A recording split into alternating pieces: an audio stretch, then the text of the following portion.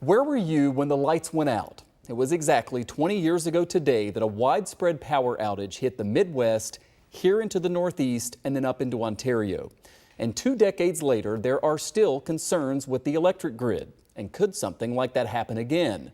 Now, the outage hit large parts of Ontario and 7 U.S. states: Michigan, Ohio, Pennsylvania, New Jersey, Connecticut, Massachusetts, and here in New York. The lights stayed on in the city of Buffalo, though many of our suburbs weren't so lucky.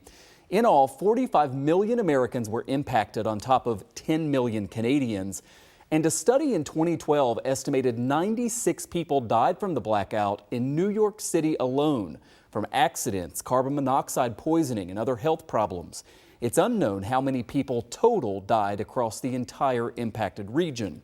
Through the use of our news archives, Channel 2's Dave McKinley tonight is looking back at that event and talking about what's been done since to not only address the cause of what occurred, but also the measures to try and prevent it from happening again.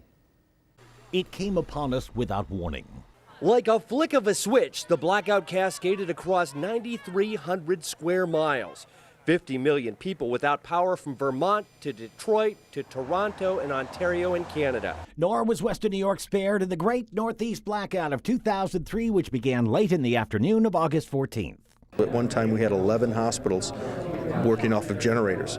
Civic leaders urged calm. There's no reason to believe that anybody's in harm's way or in jeopardy. But as the sun began to set, the numbers began to rise of those rushing out to get fuel. Everybody and their mother's coming to the gas pumps right now. And supplies to weather the impending darkness. We were out within probably an hour and a half. We went through D's, C's, lantern batteries. I mean, just went through everything that we had. And amid much speculation, at first I thought it was like a terrorist attack or something. In the end, the culprit turned out to be tree branches contacting some power lines in Ohio and a software bug in an alarm system that failed to warn operators there they needed to redistribute loads, setting off a chain reaction surge that took out more than 200 power plants. While most affected areas had power restored by midnight, by the time it was over, the Great Northeast Blackout held a distinction. The biggest blackout in U.S. history. It is 20 years later, and our demand for energy has never been greater. Some note that while there have been additional means developed to generate power, other once reliable means have been eliminated to the point where we're actually generating less power in New York. You know, there are newer forms coming on and newer projects contributing to the grid, but it's not making up for the grid absence over the last 20 years. But no matter the means to create it, the manner in which power is delivered is still the grid. The blackout resulted in the passage of the Energy Policy Act of 2005. It created a National Electric Reliability Organization, which developed and enforces mandatory reliability standards and uniform practices for utilities. Part of that involves a system operator certification program requiring dispatchers within power plants to not only pass an exam to demonstrate proficiency in dealing with operations and emergency situations, but to maintain their credentials through continuing education.